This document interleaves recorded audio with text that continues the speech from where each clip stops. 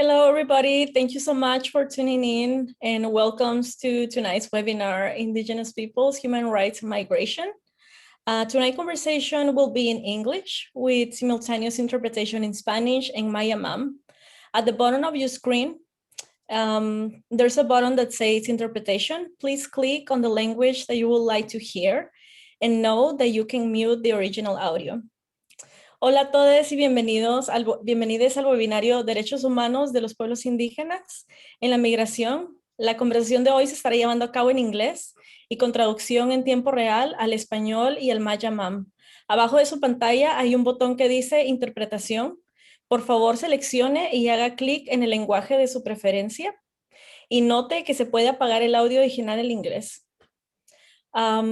Min Sales, or comrade and Maya Mam interpreter, will now share this announcement in Maya Mam through this audio.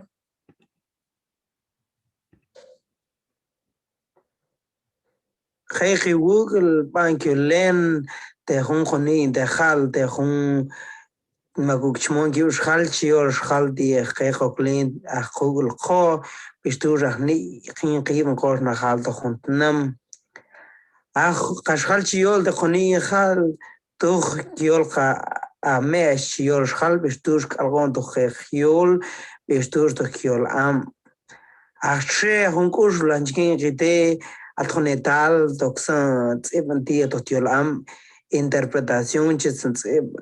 Banjam cristal, ons kini ichitio, bishrikion alke yol kahten kibindi toch, ate banchik oni, admet rahtach, kash hal yol hal, och shah yol achikhan kiat sixin kibiud, banjam cristal, oxente, chhontaki. All right. Okay, so my name is Edna Sandoval, and I am the NISWA cross-border organizer. I am a mestiza femme with long brown hair. I'm wearing golden earrings. I'm wearing also a black shirt, and the background behind me is plain white. And along with the simultaneous interpretation, we are grateful to have closed captions in English and Spanish available.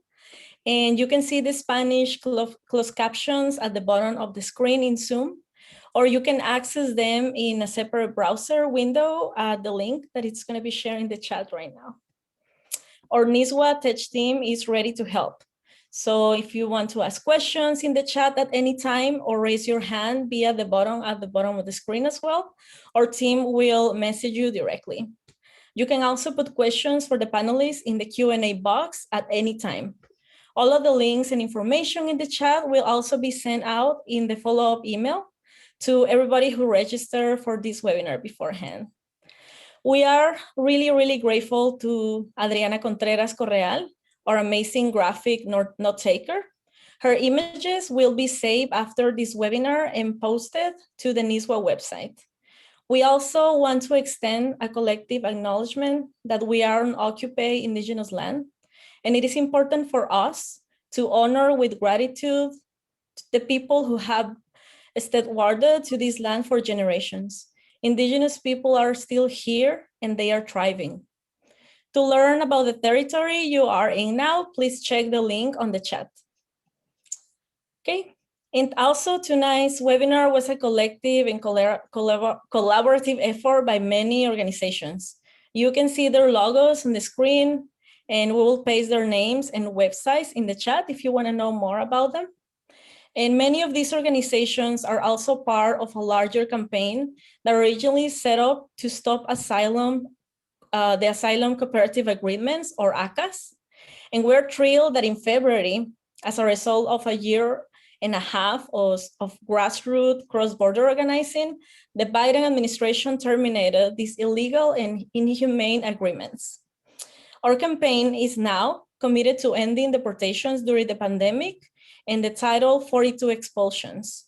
Title 42 expulsions are a Trump-era policy that uses the pandemic as an excuse to expel asylum seekers to Mexico and their countries of origins without the due process.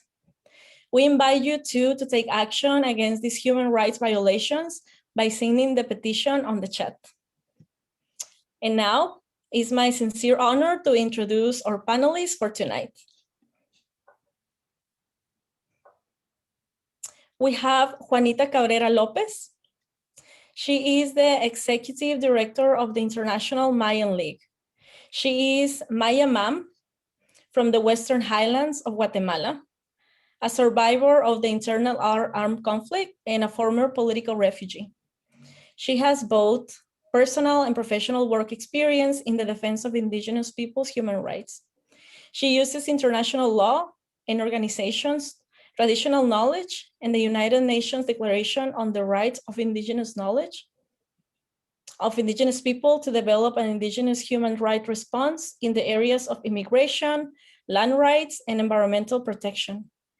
She works with Maya leaders and elders in Guatemala and the United States through their traditional institutions. She holds a Master of International Public Policy from Johns Hopkins School of Advanced International Studies. We also have Luis Marcos. Luis belongs to the Canjobal Maya Nation and serves as an ambassador of the Acateco, Chuj, Pocti, and Canjobal Maya at the Omaha Nation. In addition to serving as a member of the Council of Authorities of the National Council of Indigenous People in Diaspora, preparatory body member of the Congress of Nations and States, Luis Marcos is also the co-executive director of Comunidad Maya Pixan Ixim, Reinforcing Our Roots, Living Our Maya Heritage, CMPI, a 501c3 organization of the Canjobal Maya Nation in Nebraska. Luis Marcos works to dismantle the doctrine of discovery for the liberation of Indigenous people and humanity. We also have Giovanni Batz.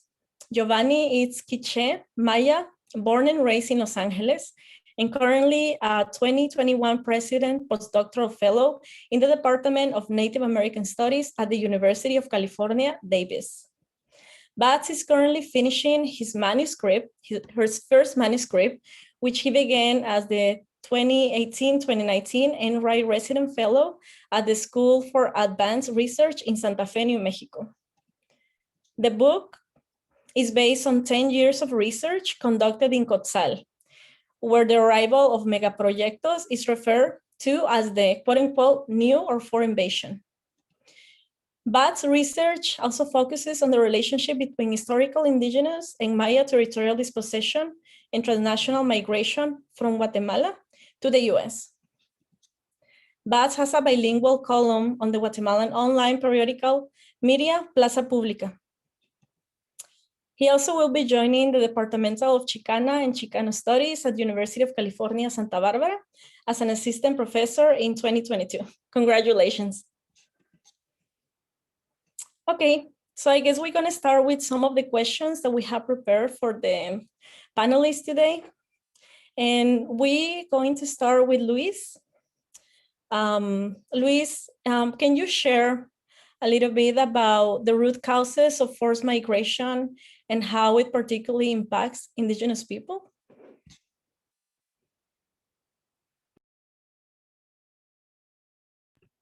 You're on mute. Thank you. Shahine Masanil, Shahine Mamin, Chikai, Kaule, Ekul, Acheh, Kopo, Ishunin, Minahunin, Chah Kaule Kul, Yutul Ayin, Ayin Eoki, and Shahul Chor, Ekomamin, Chikai, Omaha. Before I say a few words, I wish to ask the blessing from our elders, including our elders within the audience today, and send energies, all good energies from the sacred land of the Omaha Nation. My name is Luis Marcos. My Maya name is Kap Ayub Kushin. I am wearing the ceremonial cloth of the Khanhobal Maya. It is black. I am wearing under it a white t-shirt with some stripes. And this means that we honor Mother Earth as we emerge. We belong to Mother Earth. And in the black, in my background, background, there's a Maya cross. I want to express gratitude to the coalition of organizations behind this event today that makes it possible so that we come together and have this conversation about human mobility and especially Indigenous peoples. So the question is, please tell us about the root causes of forced migration and how it particularly impacts Indigenous peoples. And I have 5 minutes for this, and I have 2 main points that I would like to express. The first one, I want to say that not only the root cause of forced migration, but the unspeakable atrocities committed against Indigenous peoples. This includes genocide and displacements. I want to bring your attention to what is called the international legal construct known as the doctrine of discovery. There is a specific document that I would like, if you can, just find it on your own. It's called the preliminary study of the impact of the doctrine of discovery on Indigenous peoples. This is a study mandated by the Permanent Forum on Indigenous Peoples at the United Nations. The doctrine of discovery pretty much consists of 3 papal bulls during what they call the age of discovery that dehumanizes Indigenous peoples, calling us savages, calling us enemies of Christ, calling for our perpetual enslavement, the taking away of our lands, and to kill us if we don't convert to Christianity, and very, very dehumanizing language that started during that period and continues today. The reason it is very important to dismantle this is because it does dehumanize Indigenous peoples, because we suffer from this language, but it does dehumanize us all human beings. It takes away our humanity so that when being killed, those doing the killing don't feel. It is very important to, there's a lot of information on this, but we have to, it seems like, make an effort to go out and really try to learn it. Thank you. We will have a few more minutes to reflect on. Thank you.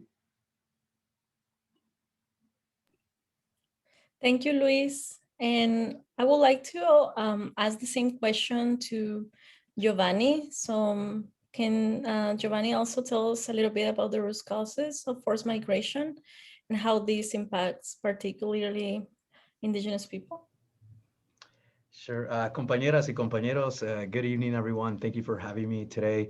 To start off, just to kind of explain where I'm at, I'm currently wearing, I wear a beard and a mustache, have some white AirPods, um, brown, dark brown complexion, um, and gel black hair and a black shirt. In the background, I have some tejidos from Quetzal and a moral from Quetzal, the Maya calendar. And then I have some amazing artwork and here that shows the Maya cross. So yeah, so first off, I just also wanted to echo the words of Luis in terms of thanking the organizers for this really amazing panel. And it's just an honor to be alongside Luis and Juanita, two incredible leaders, right, in terms of for me. I also want to thank the attendees for taking time out of your day to be here today. We know that the world is not normal. I don't know what normal is anymore in terms of what's going on in different parts of Turtle Island and all across Aviala. So I really appreciate y'all being here today, especially speaking about a very important issue. I find myself in Las Cruces, New Mexico, Nuevo Mexico, which is occupied territory. You know, a lot of people say that this used to be Mexico. Well, before it was Mexico, you know, it's indigenous territory. So I'm in occupied territory of the Apache Mescalero and other groups. So I just kind of wanted to recognize where I'm currently located. It's about an hour north of the US-Mexico border, this imaginary line that's created a lot of destruction. In terms of thinking about the root causes of migration, obviously it's really hard to focus on one. So what I wanted to do in order to kind of contextualize some of this is to use this concept of the four invasions, of the fourth invasion, the new invasion, which I use in my research and which is the basis of my book. So in the Xio region, which consists of Cotzal, Neva, and Chahul, the arrival of extractivist industries like mining and hydroelectric plants is viewed as the fourth invasion. So one of the questions that I had with that's the fourth, you know, what were the previous three? And it's through analyzing these kind of cyclical ways of invasion that you could identify different characteristics. And one of the ones that I identified was territorial dispossession and displacement, right? Land in Guatemala, like elsewhere, is a huge source of conflict. And it's through my research analyzing these four invasions that we can analyze how indigenous peoples have been structurally displaced, right? When we think about settler colonialism, we have to remember that it's not an event, it's a structure. And in Guatemala, it's no different. So when I think about the first invasion, it's the arrival of the Spanish, right? The colonizers. They obviously were responsible for genocide, displacing indigenous peoples and centralizing them in what was known as los pueblos de indios, right? They started calling us indios, which is a very dehumanizing term in the same way that illegal alien is. And that's the way that they justified genocide, right? Not necessarily just physical conquest. Sorry, I use a lot of air quotes, but also the spiritual conquest, which was the arrival of the Catholic Church. There's that old saying that when the Spanish came, they had the Bibles and we had the land. They told us to close our eyes for a couple of seconds to pray. And when we opened them, they had the land and we had the Bibles, right? And I think that's really symbolic in terms of thinking about colonization, not just physical, but the way we kind of conceive land. And we shouldn't conceive it as private property. It's communal, right? No one owns the land. But somehow that's the form that they try to colonize us to, right? It's very internal. The second invasion was the arrival of coffee plantations, so the exportation of agricultural products like bananas, sugar, among other things, and the necessity of indigenous forced labor in order to work these plantations. So that's towards the end of the 19th century, early 20th century, during the liberal dictatorships. It's during this time that the national government, the Guatemalan state, started displacing indigenous peoples in order to get these very fertile lands and then force them to work there. It's due to these kind of structural inequalities that led to the agrarian reform in 1952 under democratically elected President Jacobo Arbenz, who was Ladino. That led to the 1954 coup, which was organized by the state, by the US government and kind of the conservative forces in Guatemala. The third invasion was the Guatemalan Civil War, which, as we know, it lasted 36 years. A lot of the root causes had to do with that land inequality. Even though Arbenz passed agrarian reform, we have to remember that indigenous peoples never stopped struggling for land. And even before and after he was overthrown, people continued to fight for the land, right? So we just have to remember that it's not about just Arbenz. There's a deeper history there, and I think we have to be mindful and conscious of that. The fourth invasion, as I mentioned, was the arrival of extractivist industries like mining and hydroelectric plants. They enter the countries under the banner of development and creating employment, among other kind of myths. But what we see in reality is that these corporations, alongside with the Central American governments, utilize a politics of terror in order to persecute community leaders who are just fighting for the rights to exist with dignity. Mining and hydroelectric plants cause environmental degradation. They contaminate water sources, among other very toxic things. I could elaborate more on this if y'all are interested. I didn't even get a chance to talk about U.S. foreign policy, which if y'all have more interest in that in Q&A, more happy to kind of speak ill of the gringo government. Thank you. Thank you so much, Gio. Juanita, would you like to add something? Thank you, and greetings from Piscataway Nation territory. And I'd like to acknowledge the day on the Maya calendar. It's 3 Tzochin, which is the day of the bird, or in this case, the eagle. It allows for deepening of communication as well as visioning. And I think that's really what we're doing. And behind me is the vision of what we're seeing of a place without borders. It's a photo of my territory, the Mum territory. And I'm a Maya Mum woman and wearing traditional clothing of the Maya people.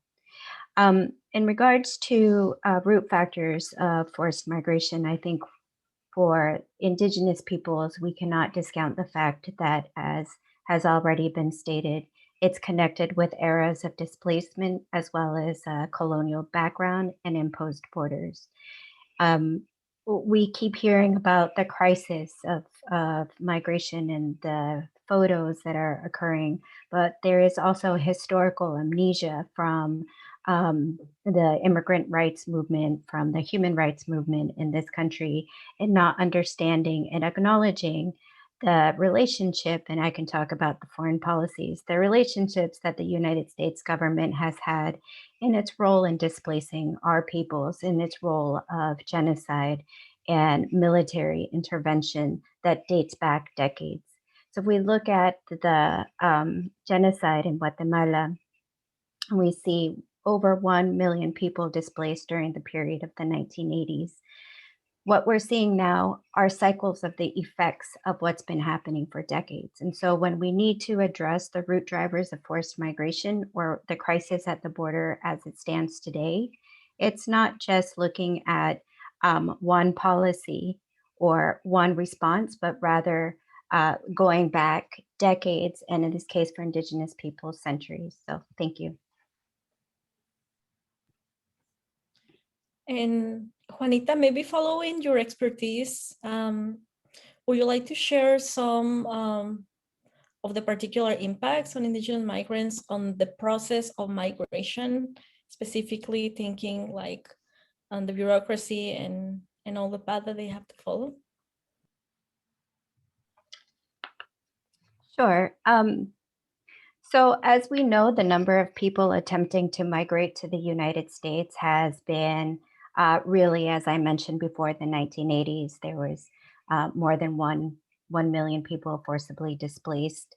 Then we look at the most recent waves in these new times. It was 2014 with the rise of unaccompanied minors, then 2017, 2018. And then during 2020, there was a period because of COVID and because of the migrant protocols with asylum seekers being forced to wait in Mexico, the number of apprehensions and expulsions that were captured through customs and border protection agents went down. But throughout all of this time period, what we've seen is that Guatemala is consistently the country with the highest number of apprehensions or expulsions for unaccompanied minors, family units, or single adults. So just this year in fiscal year 2021, Guatemala is over 63,000 apprehensions or expulsions under Title 42. Honduras is over 56,000 and El Salvador is almost 20,000. We know in Guatemala is Indigenous majority country because, as we have said before, Guatemala existed as a Shimuleo before it was imposed as now it is known as Guatemala. And so For centuries, Indigenous peoples have been excluded from a government that never saw us as part of its framework and that only saw us as labor and only wanted our lands. So Indigenous peoples have been the most marginalized, the most excluded, and through state-sponsored genocide, we were attacked, as is attested by the case of our Ishil brothers and sisters who lived the greatest effects of the genocide. But everybody was affected. And so what this meant is that Indigenous peoples primarily were forced to leave. So what that meant is that the specific experience that Indigenous peoples hold through the migration experience is characterized by not only the backdrop of borders, migration, and displacement, but then you're looking at discrimination and violence and death that are occurring through a lens of Indigenous peoples' rights. And when Indigenous peoples get to the border and start fighting their cases, immigration lawyers often don't understand that there are particular needs and rights of Indigenous peoples. For all migrants, Indigenous and non-Indigenous, borders at this point are places of extreme violence, extreme situations, including arbitrary arrest, detention, abuse, racial profiling, extortion, kidnapping, drug trafficking, human trafficking, lack of access to adequate health services, food, water, shelter, and in the most extreme circumstances, death. Add to this the layer of the specific identity of Indigenous peoples and the languages that we bring and we carry in our histories. When we come across the border, the assumption is that we are coming speaking the dominant language from the country that we just came from. Again, there's an erroneous assumption that in Mexico, there's only one language, Spanish, when in reality, there's a diversity of Indigenous peoples and a diversity of Indigenous languages. So if we are given any language services at all, it is a Spanish language interpreter when our people speak primarily their Indigenous language. Coupled with that is the statistical erasure of our people related to the fact that we are miscategorized and mislabeled as Hispanic or Latino, when in fact we are Native American people, we are Indigenous. So what this means is that then we are denied both due process through the exclusion of our Indigenous identity and through our Indigenous languages. This has real life and death consequences for our peoples, as has been attested with the deaths of our children, predominantly Maya children, starting in 2018 through 2019. So we cannot forget the names of our children: Claudia Patricia Gomez of the Mum Nation, Jacqueline Cal, a little Maya Kekchi girl, Felipe Gomez Alonso, who is Maya Chuj, Juan de Leon, who is Maya Chorti, Wilmer Josue, Maya Chorti, and Carlos Gregorio, Maya Achi. You never heard their nations in the media. You just heard that a Central American child had died, a Guatemalan child had died, but you never had the proper recognition that they were Indigenous blood being lost at the border. In most instances now, as we see these new photos or horrific photos of more family separation of children in these concentration camps with these overflow and nicer terminology, it's the same thing that happened under Trump and Obama. And so right now, we know that despite the fact that we know based on interpretation needs, there are possibly hundreds of thousands of Indigenous children, families, and adults who are in detention or coming through and resettling throughout the United States, as we now have data to back that up, who are completely invisible in plain sight and whose needs and rights are absolutely denied because we are not even recognized as Indigenous. Thank you so much, Juanita. And I know we briefly mentioned the Title 42 expulsions at the beginning, but I would like to ask Giovanni if you can tell us a little bit about the particular impacts of the Title 42 expulsions on the Indigenous migrants. Sure, thank you for that question. Title 42, which was already kind of discussed earlier by Edna and Juanita, is this CDC order that was implemented under the Trump administration on March 21st. Even though Biden promised to undo a lot of the kind of brutal policies that Trump created, it's something that the Biden administration hasn't stopped implementing here at the border, with the exception, from my understanding, the last 2 or 3 months.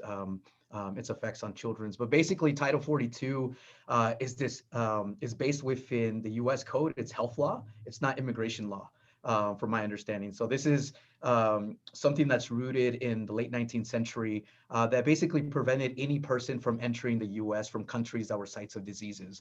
So this was meant to kind of prevent boats from docking U.S. ports. Today, it's being utilized to provide CBP and Border Patrol agents even more impunity to basically mistreat migrants trying to here in the U.S.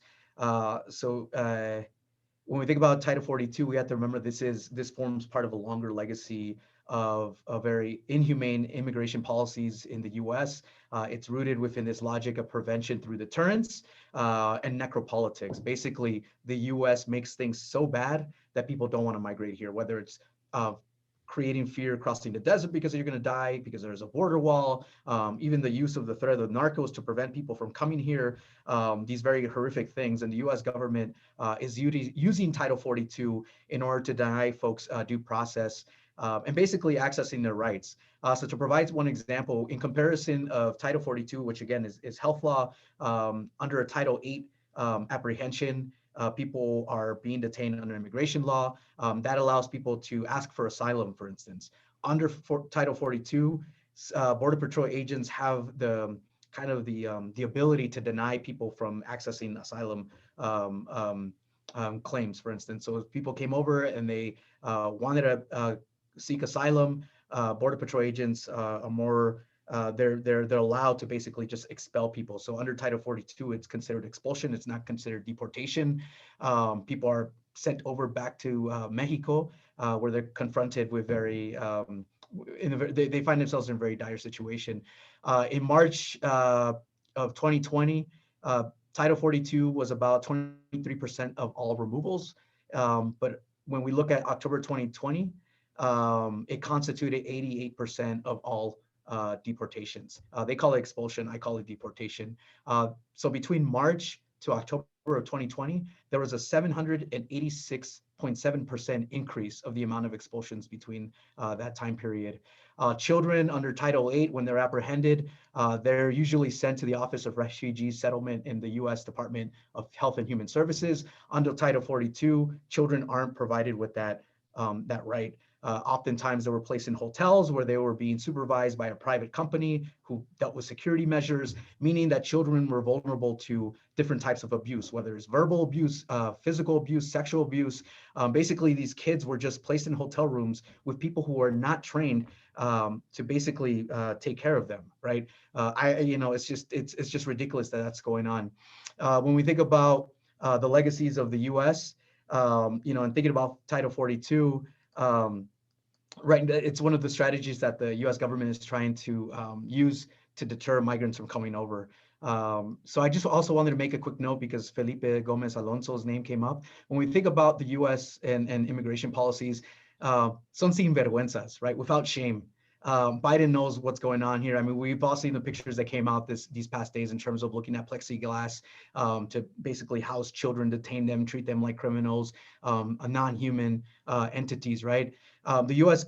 Embassy in Guatemala started this campaign to try to deter folks from coming over to the U.S. And one of the things that they started doing was publishing pictures mainly of Indigenous women and children and telling them not to sacrifice them. So I'll read a quote to give you an example of one of these images. So it says, and I quote, this is from the U.S. Embassy who tweeted this a couple of months ago: "Do not sacrifice your children. The coyotes do not care if your child catches COVID-19. If they die or if the gangs abuse them, when children travel alone to the US, they become victims of a dangerous journey. The lives of your children are your responsibility," end quote. The thing that boils the blood is on top of that caption was a picture of Felipe Gomez Alonso, Chujmaya. How dare they, right? How dare they use the image of Felipe to accompany that text, knowing full well that the US government, Mexico and Guatemala are responsible for his death, for him having to flee Guatemala, crossing with his father through Mexico, getting detained, catching an illness, and dying. And that's why I say sin vergüenza. The US government has no soul when it comes to immigration policies, and Title 42 is a clear example of this. I'll end it with just referencing you to a really good article on Title 42 that came out in the Los Angeles Times yesterday. So if y'all want some really good figures and kind of graphs and more details on the differences between Title 8 and Title 42, which I mentioned, I refer y'all to that one because I think that was a really good summary. Thank you. Gracias, Giovanni. Luis or Juanita, would you like to add something, some comment to this? No comments, just to second all that Juanita has said and all that Giovanni has said, and just the honor to share this conversation with them. Yes, thank you. I may add just one little comment. Thank you, Giovanni, for adding that additional context with Felipe, and I actually put something in the chat for all of the attendees, and that in the particular area where he came from, there had been in the 1980s a horrific massacre that completely disseminated and destabilized socially, politically, economic that region, and it never fully recovered. And if we look at the case of Jacqueline Cal, there's in that whole area that she comes from, it's now encroached with palm oil plantations. And so the blood of our children is, and this is why we continue to, at least in the case with the Maya League, to place it within forced migration, not just migration, because families are forced to leave our ancestral homelands because there is no infrastructure in place for a dignified way of life. There's no opportunities, there's no future.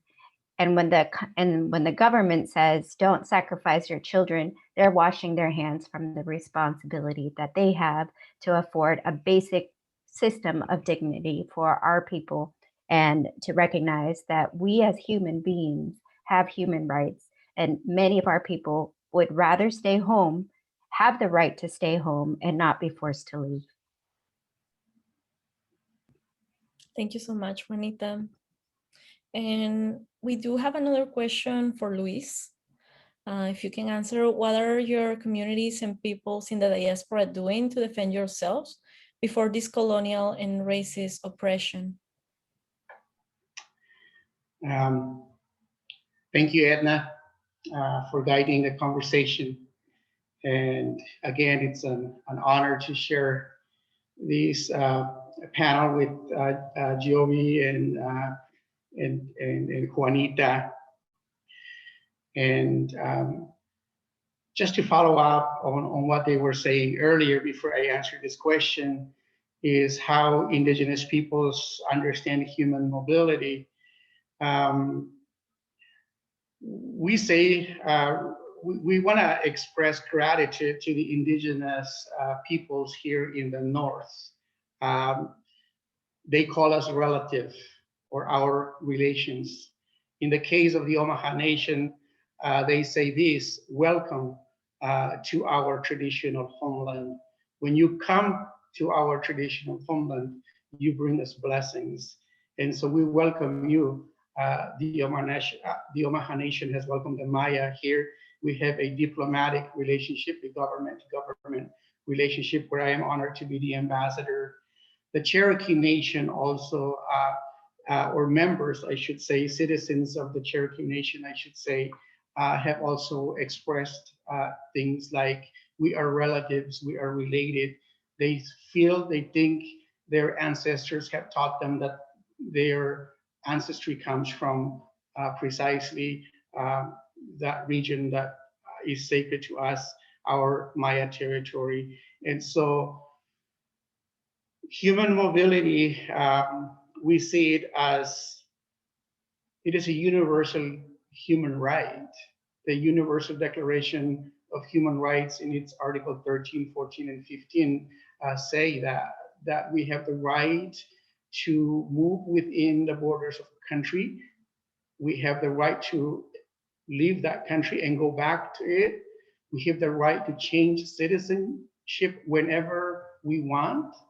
As indigenous peoples, we have the right to belong to our own nations and citizenship of our own nations, but also the right to belong to or ask for citizenship from any state. The role of the state is only to issue the proper documents so that we live a dignified life. It seems to me that now the colonial governments are breaking the law. They are the illegals. They are breaking the law, not immigrants. To move around is a universal human rights. In terms of how we are organizing ourselves to face all of these, we have three things. One is, as the Maya, we have a clear understanding that we come from a highly sophisticated civilization. Our architectures, our medicines, our agriculture. Two, the impact of the doctrine of discovery. If we are to rebuild our civilization, we have to dismantle it. We have to understand it. Not get angry, not get mad, but simply understand its nature and dismantle it. And three, we understand from the United Nations Declaration on the Rights of Indigenous Peoples, Articles 3, 4, and 5, talks about the right to self-determination and self-government. Without self-government, we will never enjoy the rights that a US citizen enjoys. For example, a US citizen can show your passport and get on an airplane, and we will welcome you on our traditional homeland. How is it that we as indigenous peoples cannot do the same thing? Is my question. Are you more human than we are? Is my question. And so with that, we are organizing ourselves here, articulating our presence as peoples and as nations with right to self-determination and articulating our right to self-government in the United States. Thank you. Muchas gracias, Luis. Giovanni, would you like to add something? Sure. Yeah, I think when we think about organizing or thinking about ourselves here in the US, I think we have to be really critical in terms of remembering who we are as a people. We have to remember that when the Spanish came, one of the first things that they did was burn our history, right? That was very strategic. They wanted us to forget who we are. And the fact that I'm speaking English right now, and I speak Spanish, and I dream in English and Spanish, that's part of the project of genocide, right? To make us forget who we are. I can't pray to my ancestors in Quiche, and that makes me feel bad. It makes me feel bad about that. We have to remember that Guatemala is an extremely racist country full of discrimination. I've been discriminated here in Gringolandia, and I've been discriminated in Ishimuleo in Guatemala, right? For whatever reason. So I think one of the things that we have to remember is just who we are as a people, and just be very, very careful in terms of the nationalism or the Guatemalanness that we're trying to construct in diaspora. Even when I think about those concepts of diaspora, sometimes, like even being here in the borderlands, there's this organization called Mexicanos en Exilio. I mean, some of us were born in exile, right? Diaspora sometimes sounds like such a nice word, but it's like, call it what it is. People were forced to flee, right? Due to the structures and the institutions that commit genocide against indigenous folks. So I wanted to show two images. I'm not sure if, Claire, if you could kind of show that really quick in terms of kind of thinking about this indigenous erasure when we think about Central America as a region, because we have to remember the concept of Central America is this very mestizo nationalistic concept that was geared towards erasing indigenous peoples. And here's a prime example of that within media, right? This came out in October, in mid-October of 2019, sorry. It shows the portada, the cover. It shows Migrantes Guatemaltecos, right? Celebrating Guatemalan migrants. Here, we're just talking about the majority of migrants coming from Guatemala are indigenous, and here we see no indigenous peoples. Even this picture of Norma Torres was whitewashed. If you compare that to her official picture, it shows you what kind of country Guatemala is. If you could go to the next slide, Claire. Here are some images of Ladinos playing Indian, right? Because we have to remember, playing Indian isn't just something that happens here in Turtle Island. It happens in Guatemala too.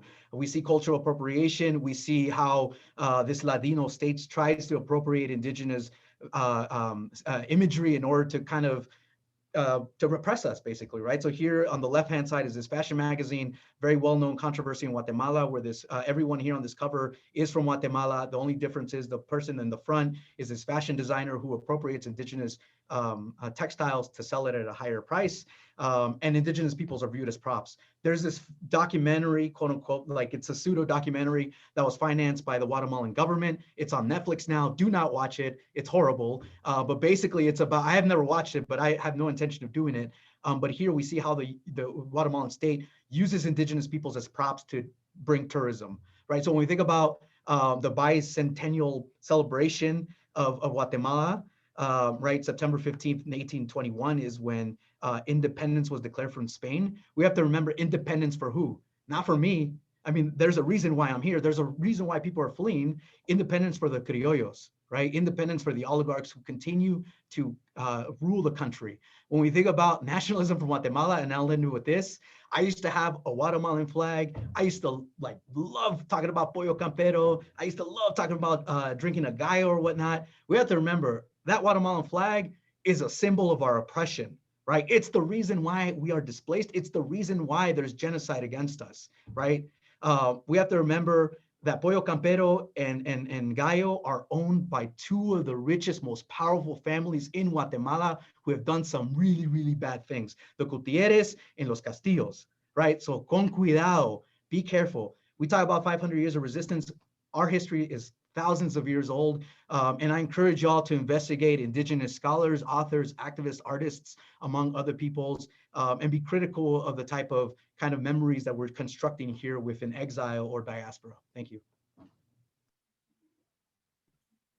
Thank you so much, Gio. And before I continue, we have a request from the public to our comrade Mintz, who's making the translation to Maya Mom. If you could speak a little bit louder, please. Thank you so much. And before I continue, Juanita, would you like to add something to this dialogue? Sure. No, thank you so much, Luis and Gio, for your perspectives.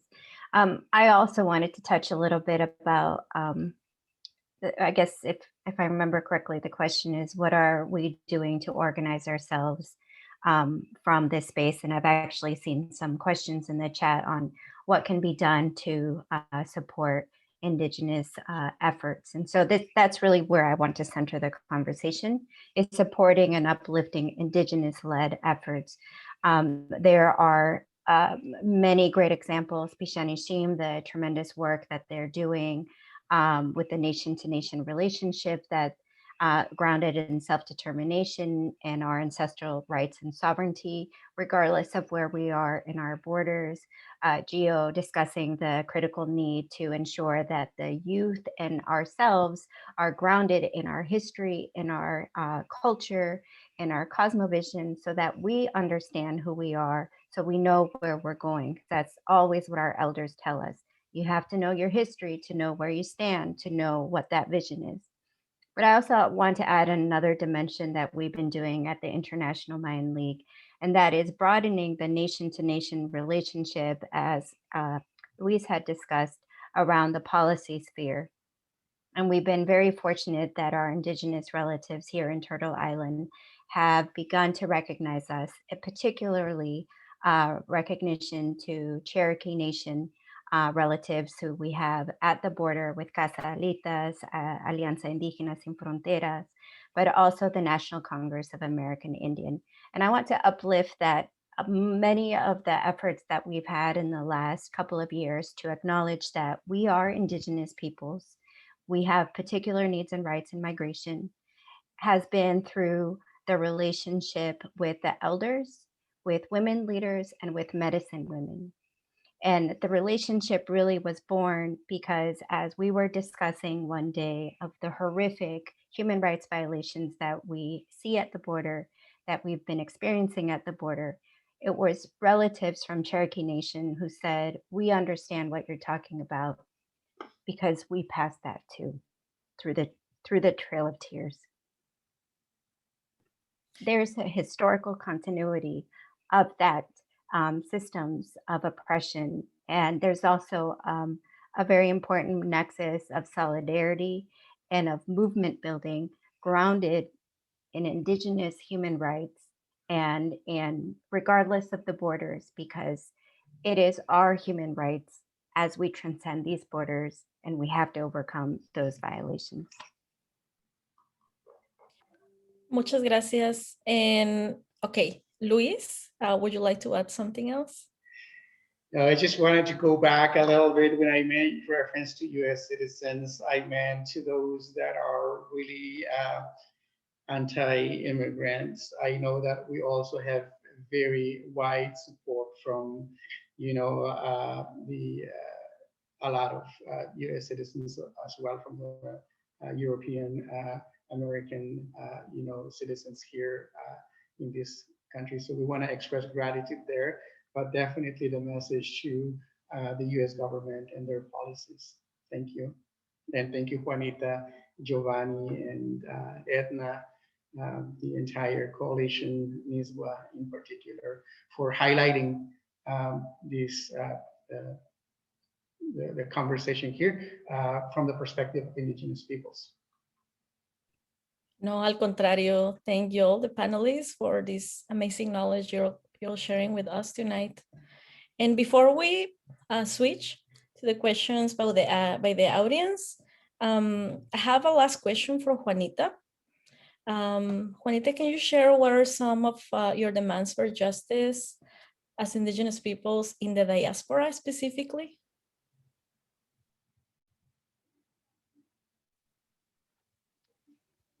Thank you. So first, I'd like to highlight that there is a sign-on petition that was drafted by the members of the coalition and is being sent as some of the key asks. And so I'm going to highlight some of those because they mirror some of the work at the larger level in the diaspora. And so when we really talk about Indigenous peoples and diaspora, it's what we've mentioned here, the resettlement or forced resettlement of Indigenous peoples who are now living in Turtle Island, which is part of Abya Yala, and really flourishing alongside because of the support and solidarity in many cases of our relatives here in the North.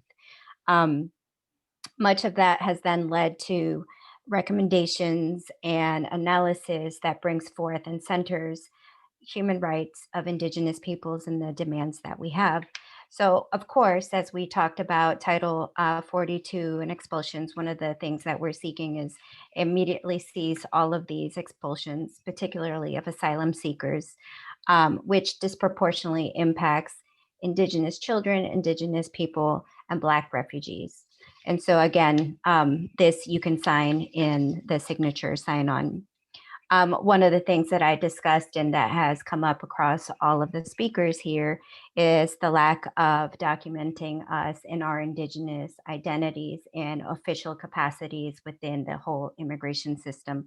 So what we're asking in the first point of contact is that CBP, Customs Border Protection, ICE, that they document Indigenous identities and languages at first contact, because when this doesn't happen, as we've already talked about in the case of the children who have died, Maya children who have died, is that the first violation that happened at first point of contact compounded its way through the immigration system.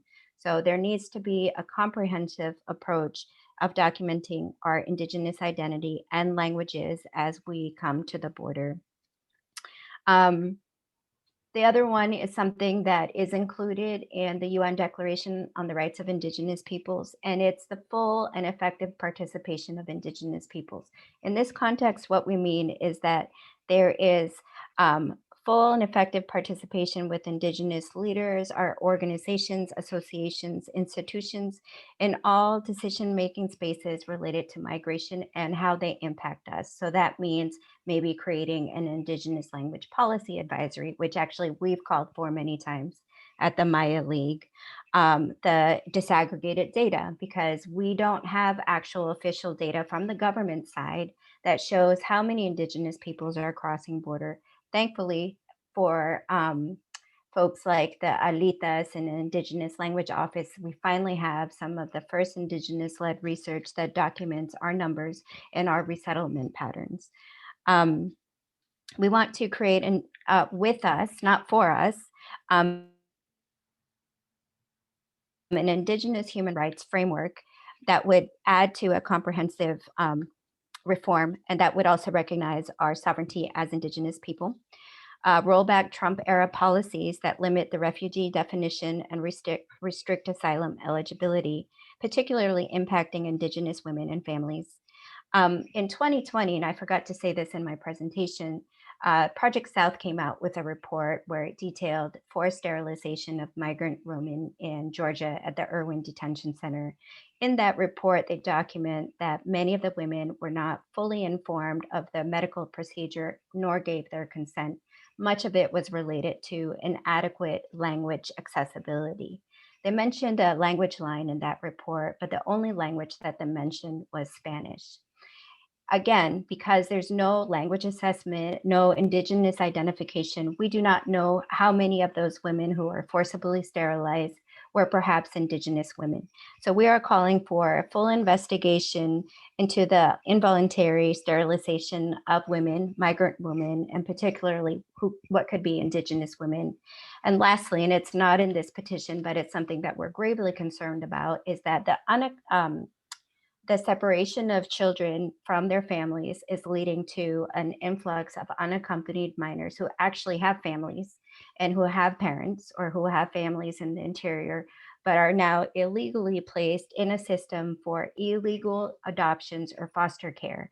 This has to stop. We've already started hearing some cases at the Maya League of some very questionable foster placement for Maya children. And because of the language exclusion that our people face, there are more and more human rights violations that are occurring, but are not being visibilized because there's so much confusion about who we are. And there's been a lot of questions here in as to how to support. You can support the organizations who have organized this event. GEO has placed a GoFundMe for the Indigenous Initiated Brothers who are seeking asylum.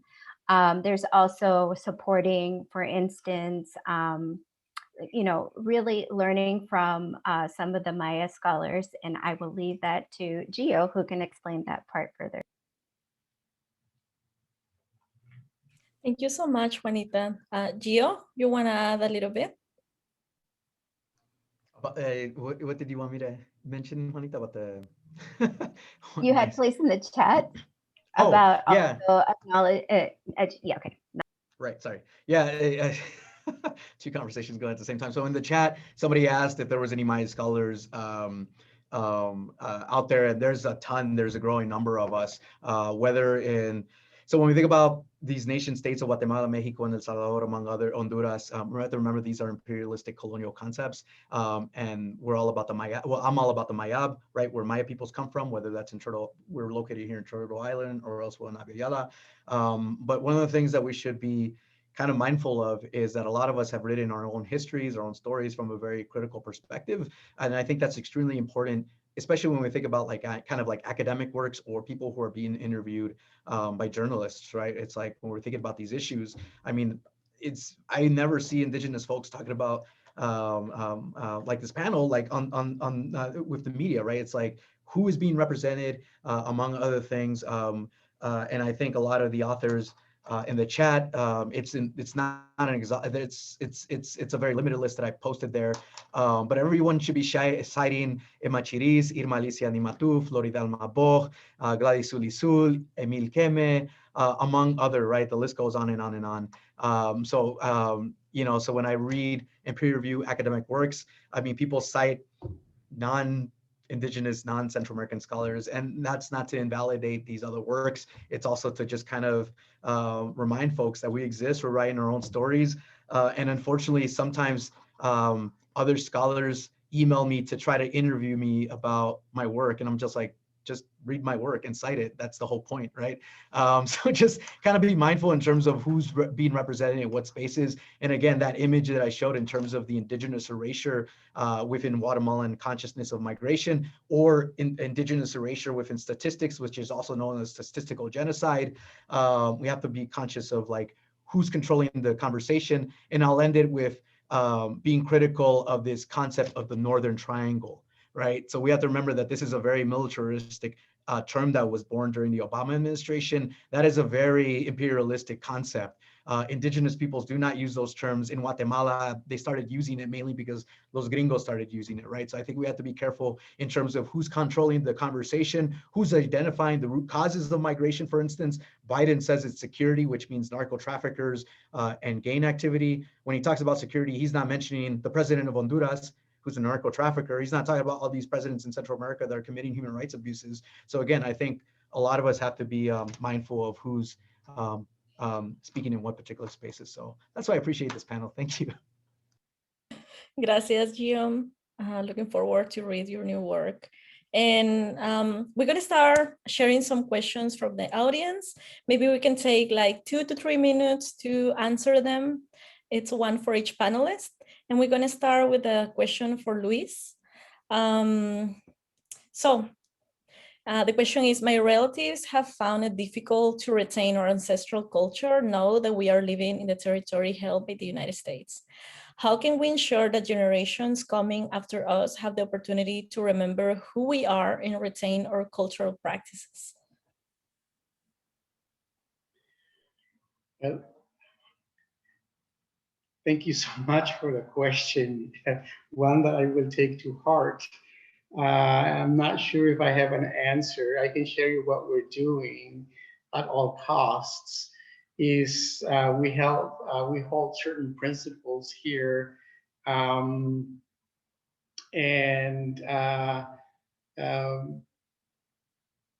it's we teach our children the language because the philosophical understanding of our ancestors are embedded in our languages.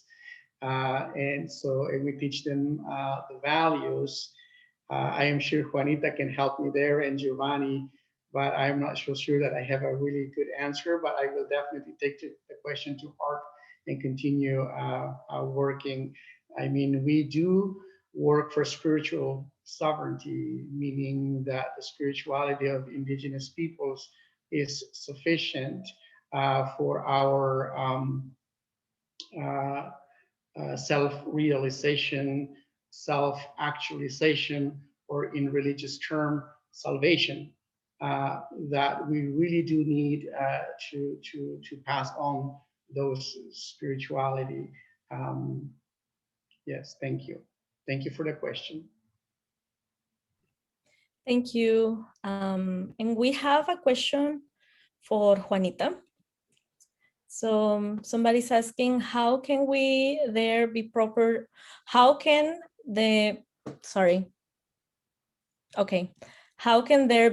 due process at the border for the indigenous communities that doesn't speak Spanish? In addition, given that a large majority of Central Americans are apprehended and consequently detained, what recommendations do you have to either get rid of detention altogether or make it more, quote unquote, humane?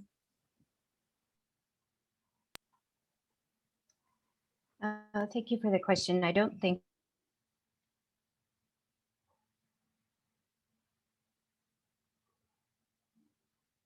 what we're trying to do is one, educate our allies and educate those who are working at the border, who are working within legal services, and then also potential indigenous allies as well, because the big barrier is very basic, is people don't realize that we exist. And when we don't exist, then we can't even be part of a conversation of comprehensive reform.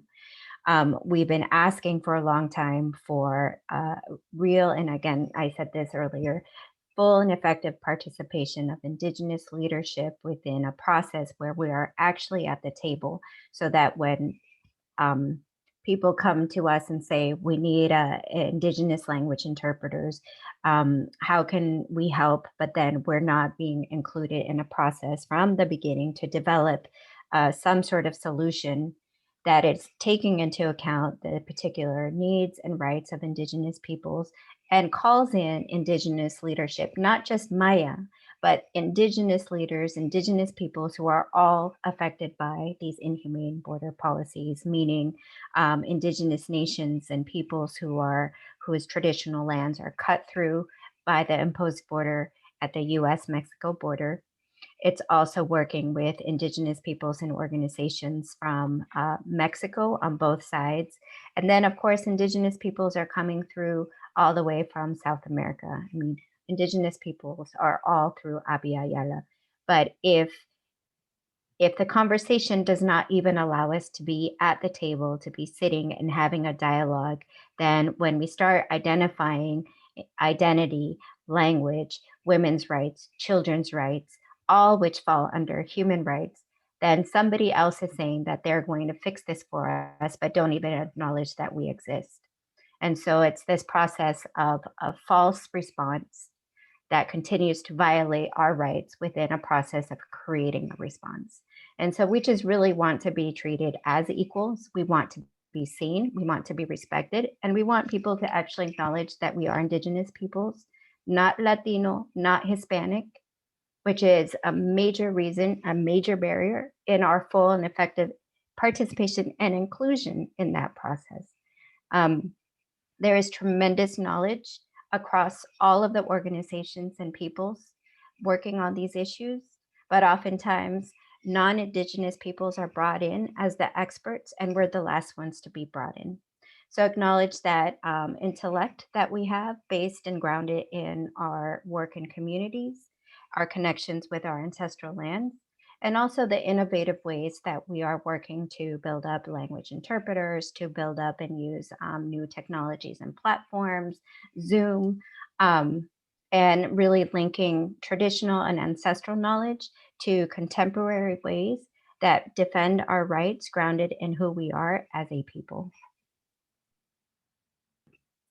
Thank you so much. We have one last question for Giovanni.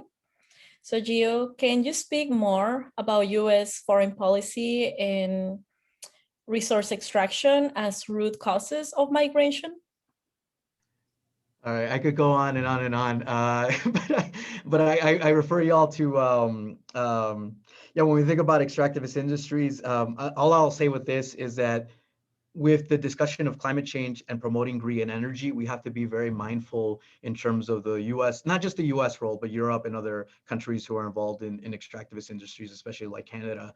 So let's not get caught up in this green energy thing, because when you look at the ground level, what's going on, it's very toxic. So when we look at hydroelectric plants, they contaminate the water sometimes, they kill the fishes. There's a lot of environmental degradation associated with that. In the case of Quetzal, for instance, when we think about extraction, the corporation that I analyze, Enel Green Power, they earn $30 to $40 million a year in profits from their hydroelectric plant, and they leave less than 1% of the royalties to the municipality, which who knows what happens to that money. But only 37% of the population has access to electricity. All this electricity gets exported out. So when we think about development for who? Another really important example is Tesla, right? It's these electrical cars. And when there was a coup in Bolivia, Elon Musk said we could overthrow basically whoever we want, right? That's what he tweeted. So that's the vision of the US empire, which is extraction. They have their allies and friends in other countries who use military force and terror in order to get what they want. I just wanted to kind of also mention that thinking about supporting Indigenous peoples, there's that fundraiser that I mentioned. One of it involves supporting two Ishio Maya leaders. One of them was a witness against Rios Montt during the genocide trial. The fact that he's here is evident of the legacies of U.S. foreign policy, right? So U.S. funded genocide in Guatemala, and now you have somebody here who was forced to be in detention for about 2 months. It tells you something. In that fundraiser, you'll see that there's a link to a documentary called El Buen Cristiano, where he was the protagonist. So if you want to learn more about the history of Guatemala, please check that out. So yeah, thank you. Thank you so much. And unfortunately, I see Luis is raising his hand. Go ahead, Luis. Yes, a little bit of a delayed reaction to the relatives that asked the question. I define spiritual sovereignty is really important. The other one that is a principle for us here is the territorial integrity, meaning our territorial, but also mainly our sacred sites. Even if you belong to an indigenous nation and your territory is occupied by a colonial state, you can still look for where your sacred sites are and use international legislation to access and visit these sacred sites, and also exercise political autonomy as well in order to build our economy of life, as opposed to the economy of death that rules currently. And so those are all important principles to pass on to our children in the 7th generation. Thank you. Thank you. And we're gonna start closing the event. Unfortunately, we don't have more time for all the amazing questions that people have been sending to us. The TECH team did the best to pick some of the questions that are relevant to the topics we're discussing, but we apologize if we couldn't get to your question. And as we close the event tonight, we would like to profoundly thank to the panelists, Juanita, Giovanni, and Luis, to the interpreters, Mins, Rocio, and Luis, and Adriana, the graphic note taker, whose amazing artwork you're seeing right now, Nicole and Marilu, the closed captioners, and all the sponsoring organizations. And a special thank you to American Friends Service Committee for the financial support for tonight's interpretation. And finally, we ask you to please, please, please take action by signing the petition. The direct link to the petition, it's on the chat right now. And you can also find them by visiting niswa.org. And please also donate to the organizations and initiatives of our amazing panelists, the International Mayan League, Comunidad Maya Pichamixim, and support for Maya Ixchil leaders, Francisco and Gaspar. Thank you, thank you, thank you so much for attending, and please stay tuned for a follow-up email we're recording in English, Espanol, and Maya Mam, along with all the links that we shared tonight. Thank you so much again.